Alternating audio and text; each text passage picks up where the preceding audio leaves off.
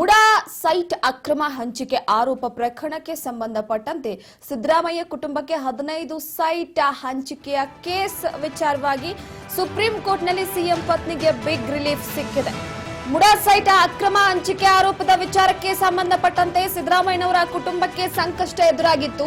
Supreme ಕೋರ್ಟ್ನಲ್ಲಿ ಈಗ CM ಪತ್ನಿಗೆ ಬಿಗ್ ರಿಲೀಫ್ ಸಿಕ್ಕಿರುವಂತದ್ದು. ಸುಪ್ರೀಂ ಕೋರ್ಟ್ನಲ್ಲಿ ಇಡಿ ಮೇಲ್ಮನವಿಯ ಹಿನ್ನೆಲೆಯಲ್ಲಿ ಹೈಕೋರ್ಟ್ ಆದೇಶವನ್ನ ಪ್ರಶ್ನಿಸಿ ಸಲ್ಲಿಸಿದಂತ ಅರ್ಜಿ ವಜಾ ಆಗಿದೆ. ಇಡಿ ಸಲ್ಲಿಸಿದ ಅರ್ಜಿ ವಜಾವನ್ನ ಮಾಡಿದೆ ಸುಪ್ರೀಂ ಕೋರ್ಟ್. ಮುಖ್ಯಮಂತ್ರಿ ಸಿದ್ದರಾಮಯ್ಯ ಪತ್ನಿ ಪಾರ್ವತಿ ಅವರಿಗೆ ನಿರಾಳ ಈಗ ಸದ್ಯಕ್ಕೆ.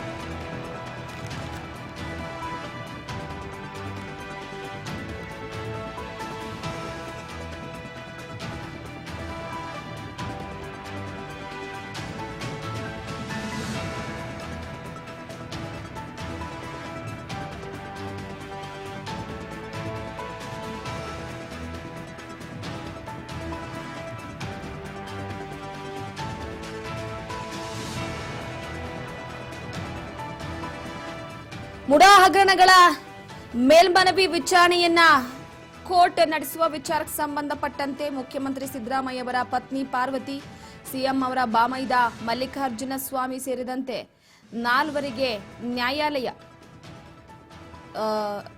ಇಡಿ ಸಲ್ಲಿಸಿದ ವಿಚಾರಕ್ಕೆ ಸಂಬಂಧಪಟ್ಟಂತೆ ಈಗ ಸಿಎಂ ಅವರ ಪತ್ನಿ ಪಾರ್ವತಿ ಅವರಿಗೆ ಸ್ವಲ್ಪ ಮಟ್ಟಿಗೆ ನಿರಾಳವಾಗಿದೆ. ಸುಪ್ರೀಂ ಕೋರ್ಟ್ನಲ್ಲಿ ಇಡಿ ಮೇಲ್ಮನವಿಗೆ ಹಿನ್ನಡೆಯಾಗಿರುವಂತದ್ದು. ಹಾಗಾಗಿ ಸದ್ಯದ ಮಟ್ಟಿಗೆ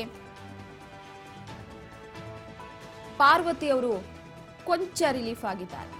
ಈಗಾಗಲೇ ಸ್ನೇಹಮಯಿ ಕೃಷ್ಣ ಅವರ ಆರೋಪದ ವಿಚಾರಕ್ಕೆ ಸಂಬಂಧಪಟ್ಟಂತೆ ಆಕ್ಷೇಪಾರ್ಹ ಭೂಮಿಯ ಮಾಲೀಕ ಜೆ ದೇವರಾಜು ಸಲ್ಲಿಸಿದ ಅರ್ಜಿಗಳನ್ನ ಕೂಡ ಈ ವಿಚಾರಕ್ಕೆ ಸಂಬಂಧಪಟ್ಟಂತೆ ಹೈಕೋರ್ಟ್ ಈ ಹಿಂದೆ ಸಾಕಷ್ಟು ವಿಚಾರಣೆಯನ್ನು ನಡೆಸಿತ್ತು. ಅದಾದ ನಂತರವಾಗಿ ಇಡಿ ಸುಪ್ರೀಂ ಕೋರ್ಟ್ಗೆ ಮೇಲ್ಮನವಿಯನ್ನ ಸಲ್ಲಿಸಿತ್ತು.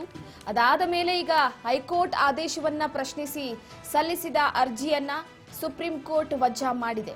ಇಡಿ ಸಲ್ಲಿಸಿದ ಅರ್ಜಿಯನ್ನ ಸುಪ್ರೀಂ ಕೋರ್ಟ್ ವಜಾ ಮಾಡಿದ್ದು ಪಾರ್ವತಿ ಅವರಿಗೆ ಸ್ವಲ್ಪ ನಿರಾಳವಾಗಿದೆ.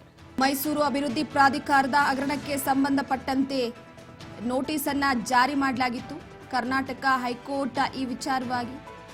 ಅದಾದ ನಂತರವಾಗಿ ಹೈಕೋರ್ಟ್ನ ನಿರ್ಧಾರವನ್ನ ಪ್ರಶ್ನಿಸಿ ಇಡಿ ಮೇಲ್ಮನವಿಯನ್ನ ಸಲ್ಲಿಸಿತ್ತು. ಮುಡಾ ಹಗರಣ ರಾಜ್ಯ ರಾಜಕೀಯದ ವಿಚಾರವಾಗಿ ನೋಡೋದಾದ್ರೆ ಇಡೀ ದೇಶದಲ್ಲಿ ಭಾರಿ ಸಂಚಲನವನ್ನ ಮೂಡಿಸಿತ್ತು.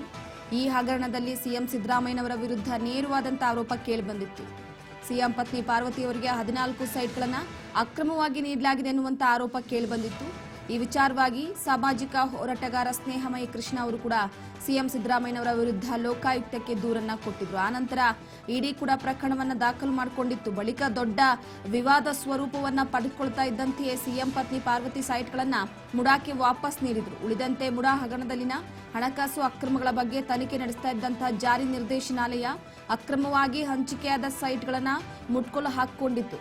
ಸದ್ಯ ಇಡಿ ತನಿಖೆ ಪ್ರಗತಿಯಲ್ಲಿದೆ. ಇಂತಹ ಸಂದರ್ಭದಲ್ಲಿ ಹೈಕೋರ್ಟ್ ಆದೇಶವನ್ನ ಪ್ರಶ್ನಿಸಿ ಇಡಿ ಸುಪ್ರೀಂ ಕೋರ್ಟ್ಗೆ ಮೇಲ್ಮನವಿಯನ್ನ ಸಲ್ಲಿಸಿತ್ತು. ಅದಾದ ನಂತರವಾಗಿ ಈಗ ಸುಪ್ರೀಂ ಕೋರ್ಟ್ ಆ ಅರ್ಜಿಯನ್ನ ವಜಾ ಮಾಡಿದೆ.